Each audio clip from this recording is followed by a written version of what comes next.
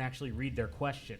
So how do you not leave the audio audience out of anything? You're on video, you're doing it live, but there's still an audio podcast that isn't watching anything. How do you not leave them behind? What are the type of things you have to think about? That's a great question. The way that I don't leave them behind is to do the thing that I just said that I don't do, because I was really more thinking of when I play games. I tend to just say, oh, that's funny, so-and-so, and not actually read what they say. But if I'm doing the podcast and somebody says something that catches my eye, because I always record Switchcraft live, if somebody says something and I'm like, oh, I want to respond to that, then as the audio show, I do read what it is that that person said, and then respond with whatever my thoughts are. And it's the same thing you always have to think about.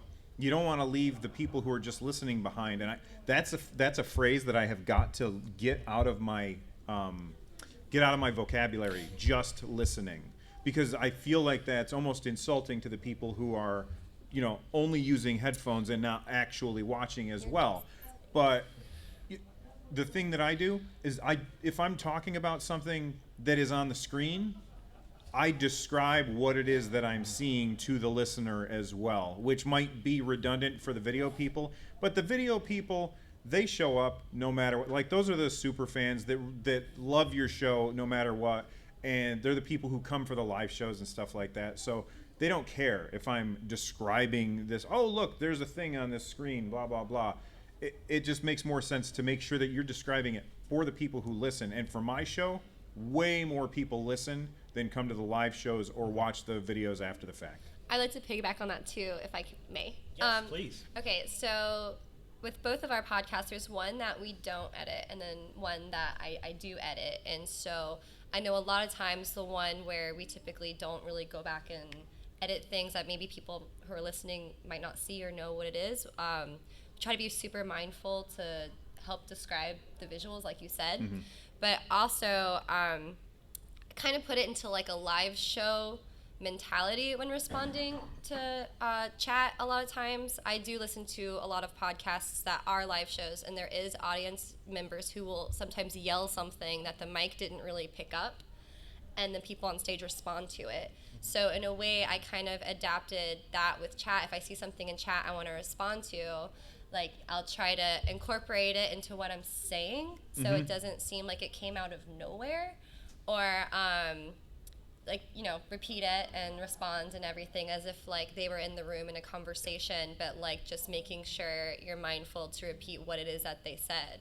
Does that make sense? Yeah, I have to do the same thing because I'm a teacher, and when kids ask questions, they're very meek and quiet. I know that those of you who have kids would like, no, mine is not. At school, they usually are.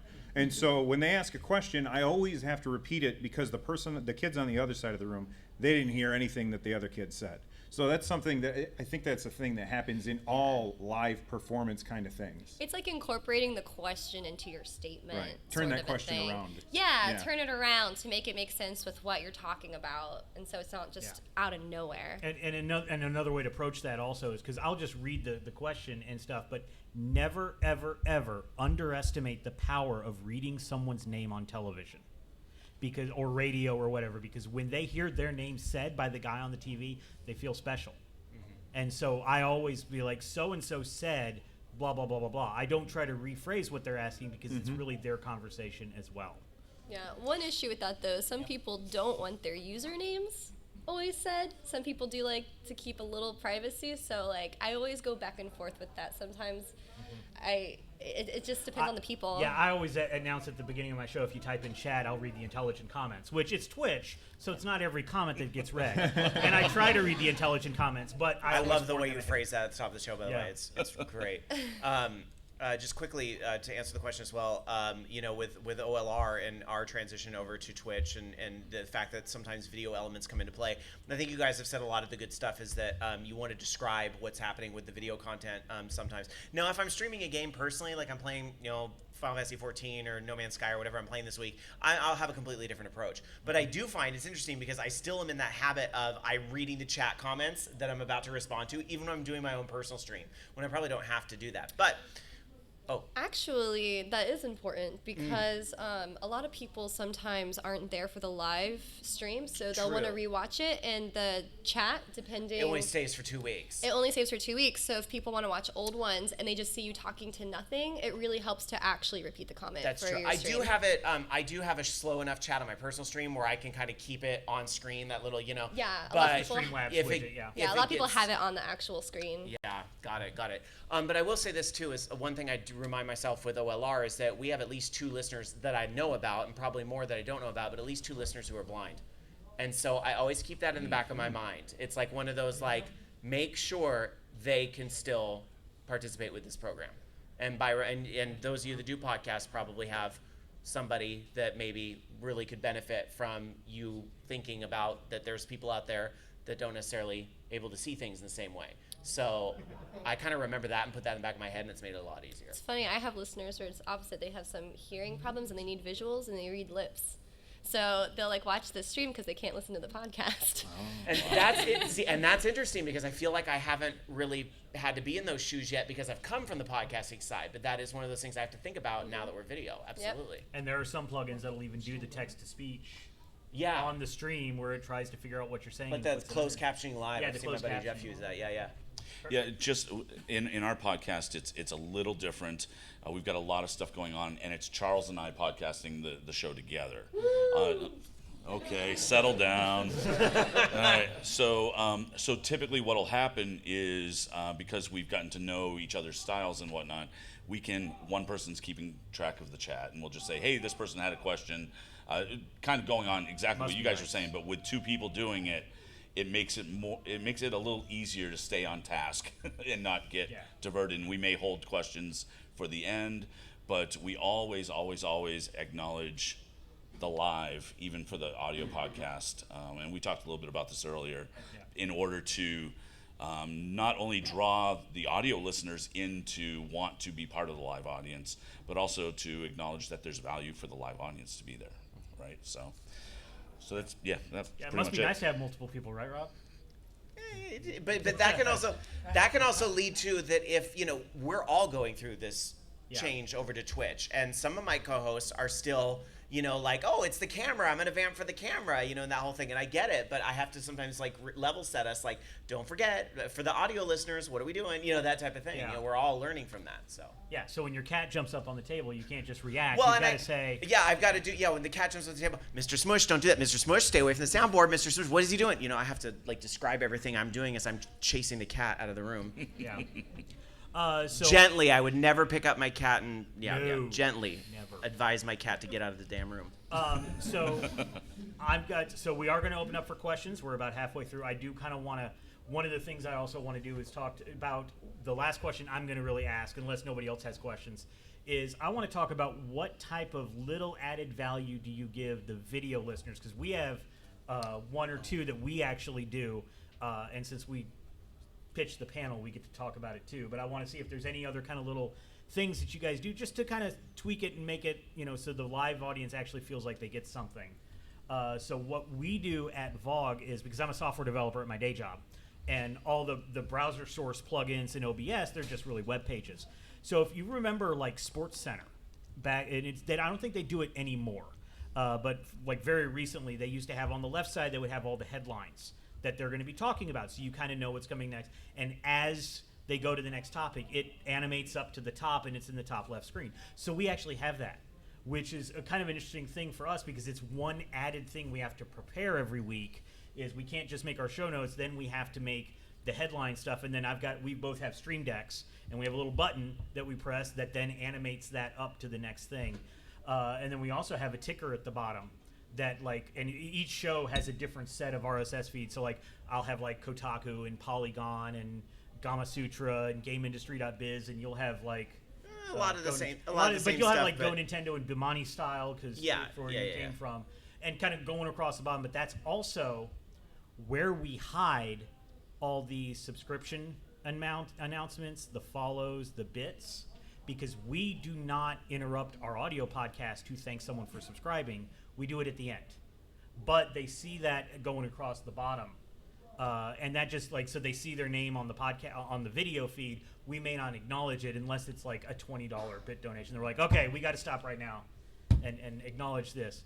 But then we acknowledge them all at the end. I actually even read all the people that host the show at the end, because never underestimate the power of hearing your name read. For sure. So that's kind of what else. Yes, for OLR, we considered the video, as something extra, and I think the way we've set it up, where if you're a subscriber, you can access the video on demand, and so it feels like because we didn't take anything away, and that was the whole thing about this big move, was that the audio podcast was going to stay in the same place, it was going to stay free, because if we were to like change anything or take anything away, I think we would have gotten a lot of pushback. So it was all about what can we do to add something to this. So we allow our subscribers to go back into the video feed, so that if the cat does try to destroy the whole show, you can see that. But the other wonderful thing about that is the clipping system, which I think it's horribly underutilized, unfortunately. They're trying to use it more to their benefit. But if somebody were to clip it, I wouldn't even care, because that is great promotion and stuff. Here's a funny clip that happened on the show, haha. Because that's the type of thing that we used to have to go into the old audio file. Where was it? It was about 45 minutes in. It was, you have to kind of like dig for it. But oh my God, it's so great on Twitch that people can kind of. I hate to say do the work for you, but they kind of are. Yeah, because they're picking their favorite moments. It's a community. They're the ones agnowledging this is funny, and making those types of clips and things that are easily shareable. And those are not gated behind a paywall, is kind of the way we say it, because it's the video feed, all the video on demand, that's behind a subscriber wall, which not many Twitch streamers do, and like I don't do it on my personal channel or anything like that, but for this it makes sense, because you can just throw your Twitch Prime at us, and then you can see all our videos, and we go through and highlight the whole episode. So everything from December is on is on there, but you got to give us your $5. The one extra little fun thing we do, kind of inspired not just by what we do here at DragonCon and what they do on DragonCon TV, but what came from the greatest television show of the 1980s. You can't do that on television.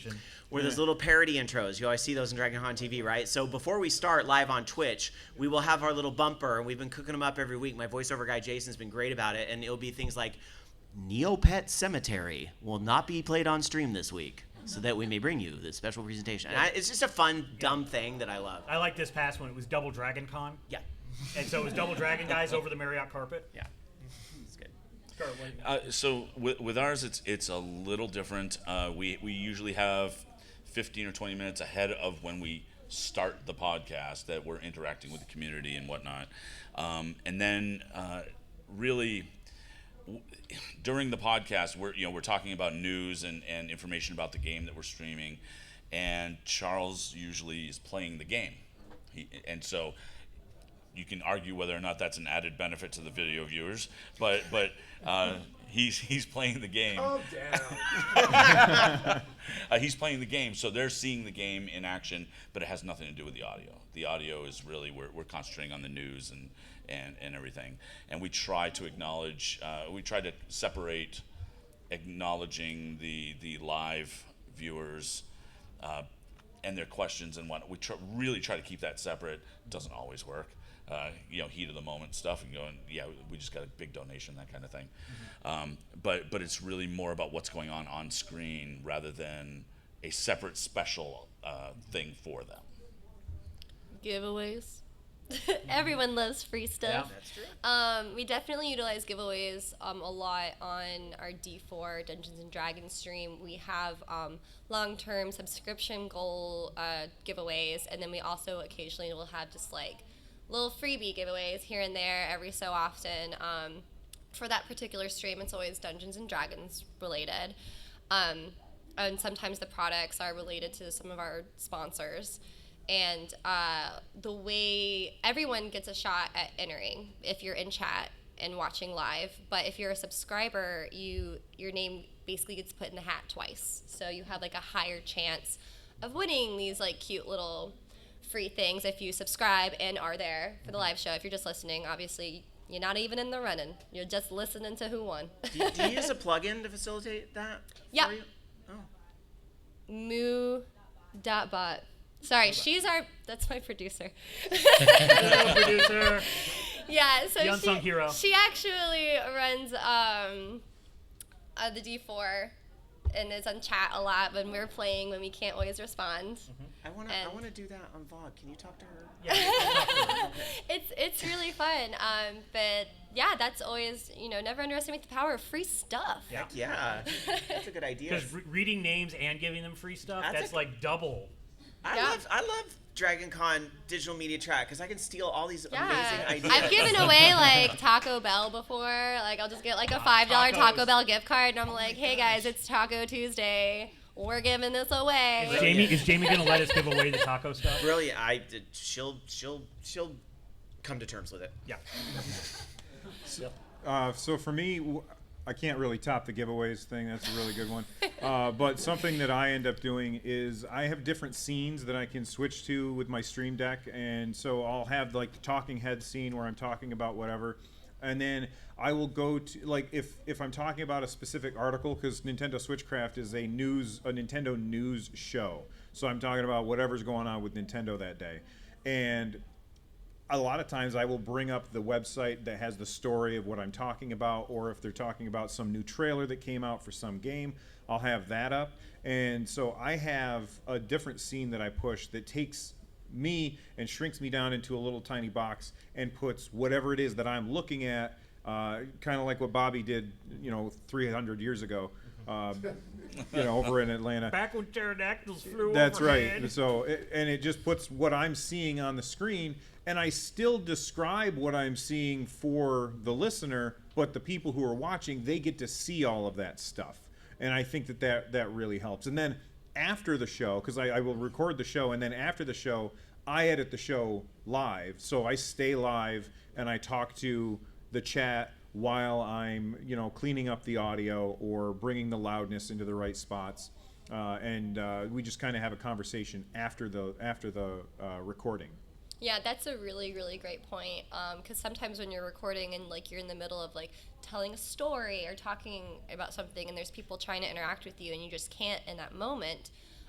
It's really great to continue streaming after you're done recording to have that interaction with your audience. And also with Twitch streaming, like it's important to kind of stream regularly and often, and not always necessarily for podcasting reasons, just to build a relationship with your audience. Yeah. And I have the B-roll as well, except unlike you, I get my face away from it, so my face is no longer out there. So I'm like, okay, good, I'm back in radio day, because sometimes like if I'm reading something, I'm actually like reading, it's like technically over here on my monitors because I'm in the middle of my two monitors. And the big thing and the one thing that I had to learn going from audio to video is where to put my eyes. Because, and this is actually really hard for me, because anybody who's probably watched this knows I'm still wrestling with this. I had a really bad lazy eye as a kid. And so I had surgery when I was 20 months old to correct it. It didn't really correct it. So if I look at my webcam wrong, one of my eyes is all the way over here. So I have to like keep telling myself, okay, look there with my left eye, then it looks like I'm going straight. And I failed. Still, to this day, I've been doing the Twitch thing for 8 months, and I still look wrong at the camera, and I'm like, people are probably like getting grossed out right now. I wouldn't worry about. Nobody has said a dang thing, nobody has Bobby. said anything, but I'm my own worst critic. You know what you ought to do, Bobby? And I've seen, there's a guy who plays a game Smite, right? And I was watching. We're legally obliged in Atlanta to talk about Smite, by the way. Yeah. Okay. High Res Studios. I don't know. Oh, are they here? They're located here. Oh, Yeah, okay. they're located I did here. not know. Well, anyway, he was playing Smite, and he has Tourette's. And so he twitches like all the time. And so what he did is on his Twitch page, you can put like information about you down below the screen. And he put right there, I have Tourette's. That's why I shake like this. I'm fine with it. Get over it if you're not fine with it. And so you should do something like that if it bothers you. It doesn't. It's more. I have to remember. I should look at the camera, whereas usually I'm buried into whatever screen. I'm looking at chat over here, and so every once in a while I want to look at the camera. And you actually had this same kind of thing. This was really hard. So the very first episode when Twitch was done, I asked one of my best friends, who is the type of person that will tell me, like, does this make me look okay? No. It's a kind of friend, right? So I said, like, how does it look? How was it? And he was like, you guys never look at each other. you are always like, you were on your phone. What Loki was over there eating. Like, you guys are like not even like doing the show. And I'm like, well, that's what it looks like when we do OLR. You know that. You've been in the studio when we do the radio show. And he's like, yeah, but there's like a camera there now. You have to be. And I'm like, oh, yeah. All right, so I gotta put. So now, like, I have to, and when I could get away with that, like when if Loki or Jamie was doing the story, I could quickly, ooh, what's on Twitter? Ooh, what's going on? But I can't. Like, I have to learn to like put my phone down and only do it if I'm trying to look at the OLR tweets or something. And actually now, I have to look at my co-hosts and nod, smile, nod. Hey, how's it going? I have to think about that stuff that I wasn't really as aware of before. That was a big change for me. Something that I wasn't aware of is when because I did start doing the podcast as audio only, is slumping down all the time. I have horrible posture, really, really bad. My wife has perfect posture, walks around, and I'm like, why are you walking like that? And she's like, what? That's just what she does. So when I'm on video, I have to remember to sit up straight, and that is my biggest, I have a problem with that. So I'll halfway through a podcast, I slowly get shorter and shorter and shorter. And I got to learn to sit up straight. I've been doing that this whole time. I keep doing this, and I'm like, it's funny that you guys, for me, it's funny that you guys went from, audio to then video, because for me, it was the opposite. It was video to audio. And what's funny is with my history as an actor, I'm used to having like a very specific purpose for being in front of the camera. And when I first started streaming, it wasn't, for podcasting, it was just because, I wanted online friends. And and it was funny because at first I was hyper aware of the camera. And I was like, I'm here. I'm ready and performing, and I will talk to all of you in chat, no matter who it is or whatever ridiculous comment you make. And so I had to learn to be more comfortable and like chill, because people get real weirded out when you're like super rigid and like Barbie-like, And now I have the issue where you get too comfortable, and now you're too used to it. The camera thing is really odd, because I struggle with that as well, because especially if you're playing a game live, right? Yeah. You want to be concentrating on the game. But like the game that I stream live on Monday nights is a mobile game. So I play it in an emulator on my PC. And I can have a smaller window because it's meant for a smaller format, but I move the window closer to where the camera is situated. So even if I'm looking at the game, it looks more like I'm looking at the camera. Is it Clash of Clans? What's that? Is it Clash of Clans? No, Oh. it's actually called Marvel Strike Force. It's it's a superhero game, but it makes it better. But then you still have the chat that you have to deal with, and the I'm very conscious of the eye twitch going back and forth. But I try not to keep the picture on the screen that big of my face. Concentrate on the game. Don't concentrate on me. And see, when I stream VR, I don't have to worry about where my eyes are, because I got big googly eyes on the front of my VR headset, and I got chat behind my left thing. So like every once in a while they'll see me in the game, and I'm pointing the gun at my head, and I'm like, no, chat's here. I'm reading chat right now. We have a catch box. And so if you guys have any questions, we're going to be doing chest passes of the catch box if you are ready. So raise your hand and we will chest pass it. This hand up first. Yes. So, there you go. Thanks. Hey, And what's your name? my name's Mike Ellison. Oh, jeez. That's a It's microphone. the box. It's the box. Oh, It's a microphone. wow. You're the voice of God now. Great, yeah. The I'm Metatron. stealing this. My name's Mike Ellison. I was wondering, we do a podcast where we've got a few episodes in the can pretty much at any time, right? And we've got a weekly release schedule. Yeah. When y'all switched over to video, how did you make that transition if you had that same kind of setup to like, okay, now it's live, and anything that happens, like, we don't have anything to catch us as a safety net?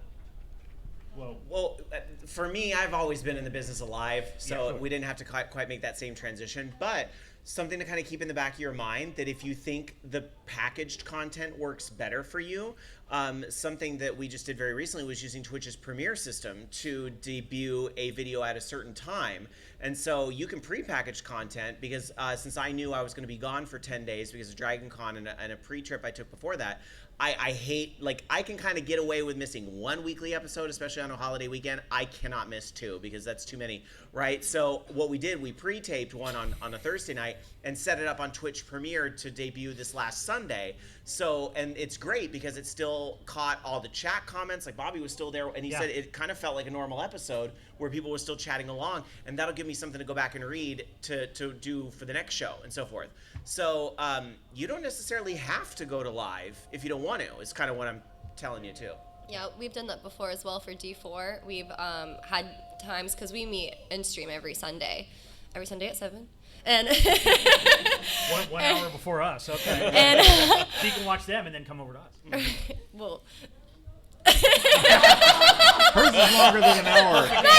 mine is 4 hours long. That's the answer I was looking for anyway. So Video on demand is great. Watch everything. So what we did for a while, our schedules were kind of, we can't do every Sunday for a little while there, and we just pre-recorded some sessions and episodes, and then a lot of us would just be in chat. So in a way, we were like even more interactive with our audience, because when you're playing Dungeons and Dragons, like, you're kind of in the game. You don't have too much time for distractions with chat. Like, I always try to be like, hey, I'm in here, but because I do like that interaction community that we've grown. But there's definitely pros and cons to the prepackaged content, because people are definitely there for the live interaction. But to have that occasionally, I think is brilliant. It's a great idea. Any other questions? Oh, wow, look at all these. Oh, Nice. Almost. Howdy. Okay. Oh, wow. That is squishy. Anyway, I have a question for all of you guys. What's the hour leading up to your podcast usually like? Kurt. It's actually more like 10 minutes when Charles says the Zoom is up. And it's not, for us, it's not very complicated. It's more when because Charles actually records other podcasts. I can't talk today. He records other podcasts, and one right before our podcast.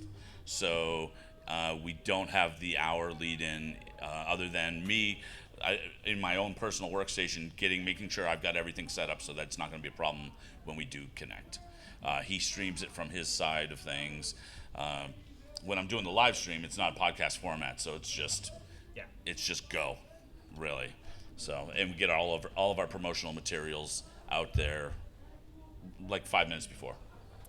My entire Sunday is a process, because I'm putting together the Excel document that I export to HTML that's like, Rob's going to talk about this, and Loki's going to talk about this, and so forth, and then I'm plugging that into the plugin that we're going to use to have the sidebar with all the stories. And then, usually by the time showtime, I'm putting together the little voiceover stuff for Jason with the little double Dragon Con, all that stuff, putting that together with my bad Photoshop skills. And then probably about an hour before the show actually starts, funny enough, because we're fortunate to have Bobby on right before us, usually I have him on in the studio on the TV, and then I'm getting everything up and running for our purposes, my PC on and making sure the setup and the camera still looks good, the cat didn't knock anything over when I wasn't looking or any of that stuff, making sure the mics are accessible. And then we're kind of, as my co-hosts arrive, because they'll get there about 30 to 15 minutes beforehand, depending on traffic and all that, we're kind of listening to Bobby, and then we're actually really fortunate, being that we're kind of more of a network. Bobby always calls us, like at 5:55 Pacific for me. Yeah. And so you're calling going, hey, so let's check in with OLR, what's going on tonight, which is a bit you took from The Daily Show. Yeah, it was The Daily Show and Colbert Report when they would used to do the throw at the end. Yeah. And so I put their video on, and so we're both on video, talking about like a story that I talked about, and then I'm like, so what's coming up on OLR? Yeah, no, and it's great. It kind of makes it feel like one big show, which I think is great for the network perspective. So my hour before I went to video, it was probably more like 10 minutes before. I would be like, okay, these are the stories I'm going to talk about. Here's my music playlist, like, because I always play like a song before I go live, and then I've got like my bumper at the center and stuff like that. And so it'd be like 5 or 10 minutes. And now I still do the the show roll. What stories am I going to read? And I still kind of have the playlist, except I have to now. I can't be as free form with what I choose because on Shoutcast nobody cared. I don't want to get muted by Twitch. So I'm actually going to overclockremix.org, and all of my pre-show and mid-show music is from ocremix.org because they allow Shout out to the talented, amazing people at OC Remix. Yes. So I have all that set up, but then I also have to put in my contact lenses because I usually wear glasses, and I've got a key light that reflects in my glasses, so I can't wear my glasses anymore. Make sure that I get a shirt that would look good or is relevant. Put some stuff on my desk, because now people can see my desk next to me. Still preparing that way. And if there's any B-roll that I want, because I'll open up YouTube and have the B-roll running. I'm not necessarily talking about the trailer. It's just there, but I've got to get all those tabs open and ready and all that stuff. So that's about in the hour before, and then usually I'm still trying to get it all done by 7:59. I'm like, oh God, I'm gonna be late. Yeah, for me, Twitch has definitely taught me that I need to wear foundation on camera, and so I'm always doing my makeup now because when I'm sitting next to someone else with a full face of makeup, I look naked. My face just doesn't look right, I guess. Can I quickly say though, same. Because dudes you're right. need to think about that type of stuff too. You can do it. Yeah, you can have foundation. You don't have to have fake lashes and eyeshadow. You can have basics. Unless you want. I mean, well, you can. I'm saying you don't have I wanna be to. pretty. It's an option. Okay, I'm not discouraging it. Please do that. Anyways, I just want everyone to be pretty. So, so for me, the hour leading up. On Sundays with D4, it's a different experience because D4 is produced by Rock Punch ATL, which are beautiful, wonderful production company that I love working with. And then on Wednesdays when I do Corn on the Macabre, I do that all myself with my friend, and I produce the whole thing. So I get to breathe a little more on Sunday because other people are setting up the stream, they're doing all this, they're basically yelling at me to be like, Katie, can you sit down for sound check? We need to make sure everyone, sounds good and makeup on, hair done, and I'm always in that chair last possible second, no matter how in advance I plan to not have that happen. And then on Wednesdays, it's more of I need to make sure my cats are fed because then they'll meow and be really loud on audio. Because I'm at home and I record with my best friend Kelly, who also lives with me, and I'm just is your makeup done yet? You need to get in the chair. I become the person yelling at her to sit in the chair, and she gets there last second, and we start. And you're this is karma, I guess. It's a process every time, and yeah. So, Bill, tell us about your makeup routine. Well, I definitely lots of foundation. I've got to get rid of that shine. Powder, translucent powder will help. I thought that was foundation. I don't know. It's okay. I can help. I'll watch some. I'll make videos. I'll make a podcast tutorial All right. on makeup. Subscribe. Yeah, exactly. So like I said before, I'm a teacher, and I do 4 episodes of Switchcraft a week. So Monday, Wednesday, Friday, and Saturday. And I start recording right after I get home from work. So I get home from work, I turn on Twitch. I've got I got an old camera that I don't really use anymore on top of one of my lights, and it's just kind of pointing at the room. And I'll have music running, and I'll be running around the house just taking care of a couple of things. And then I come back in, I switch over to my face cam, I've got another scene that has chat, my face cam, and then a little tiny what I'm looking at, and then I start to build show notes. So I do the whole process, everything from the beginning of building show notes, I do that on my website. I do all of it live. So I build my show notes, I talk about to the chat, I ask them, what do you guys want me to talk about today? So they'll sometimes give me links for stories that I may have missed throughout the day. And so I build the show notes, and then I say, all right, everybody, now I'm going to record, and I hit the button and I just start talking, because I don't write anything ahead of time. Everything is just off the top of my head, and at the end, I edit for sound quality, not for anything else. So you're doing a combination reality show and video game talk show. Yeah. All right. So we are at the end of we got 5 minutes left, which is the greatest time to say where can we find each of us. So where can we find your reality show / video game talk show? You can find me everywhere at Run Jump Stomp, and the podcast is Nintendo Switchcraft. You can find it in any podcast player, or I have a Google Stadia podcast called Stadia Cast. We're on episode 22, and Switchcraft is on 390 something. So you can find D4 at twitch.tv/RockPunchATL. Since Rock Punch produces it, you just search Rock Punch ATL, you will find D4. For Court on the Macabre, that's going to be twitch.tv/The Tiger Wizard. I'm the Tiger Wizard personally. It's just always been my name. And literally just look up The Tiger Wizard, and I'm going to be all of the links. And I also have an upcoming podcast I'm super excited about that we're working with Rock Punch ATL on called Sex, Love, and Monsters, and it's a tabletop game, but it's not Dungeons and Dragons. It's this game called Monster Hearts, so it's like a teen monster drama in high school, and I'm very excited, and you'll be able to find that at twitch.tv/RockPunchATL. You can find me on Twitch at, Monday nights and Thursday nights, twitch.tv/FTHBeyond. On Sunday nights, I stream with some other folks from the Giant Size Team Up Network on the Four Bromigos of the Streampocalypse. We play Sea of Thieves on Sunday nights on GSTU Media, and probably a few other places, but the best thing to do is just follow me on Twitter at VO by Kurt. And since I go chronologically first on Sunday nights, I'll go ahead and say mine first. Okay. We are at the Voice of Geeks Network, vognetwork.com, twitch.tv/VogNetwork. Network. Personally, I'm at Bobby Blackwolf on Twitch and on Twitter. My show is live on Sunday nights at 8, just like everybody else's. And so you get to choose each week which one you're going to watch on VOD and which one you're going to get to watch live. There's always time for everybody. So it's perfectly fine if you watch me later or listen to me later. The podcast is called The Bobby Blackwolf Show. It's available on iTunes and Spotify and all those great places. So we're Sunday at 8 o'clock at twitch.tv/VogNetworks. And we do have some, I do have some of these trading cards that we're doing here in the digital media track. I have 0 charisma, but I have a trading card here if you're looking for it. What about you, Rob?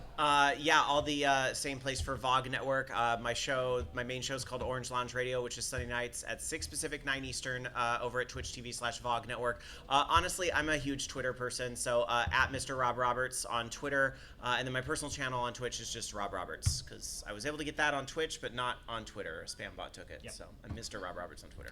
So the official charity is the American Heart Association. Remember, Dragon Con's matching up $100,000 raised during the con. There's going to be a box somewhere around here, and then or you can text AHA 2019 to 44321. If you like this panel, take out your phone, open up the Dragon Con app, open up this panel, rate it 5 stars. If you didn't like this panel, take out your phone, open up Pokemon Go. There's like a Pokestop right here, and stuff like that. Thank you so much to everybody for coming up. I do have one last thing, if that's Yes. okay. Just real quick. So tomorrow night at 7 in the Yes. Weston. Yep. Yes. In Augusta 1 and 2. D4 will be doing a live Dungeons and Dragons show, and we will be all. So pretty much the way it's going to work is you can make donations for charity, but your donations are going to affect what happens to us in the game. And nice. we did this last year on stream, and it was a wonderful success and super fun and ridiculous. Our goal was $500. We ended up raising $5,000. Wow. So hopefully we can raise even more this time now that we're live too. So it's very exciting. Come see them. Also, go see our sponsors in the back, Blueberry and Libsyn. They are in the back tables. Thank you guys so much. Enjoy the rest of the con. Go see them in the Western. Thank you so much. Let me know when you're texting cards. I'm sorry, did I miss that? Yeah. He'll let you know.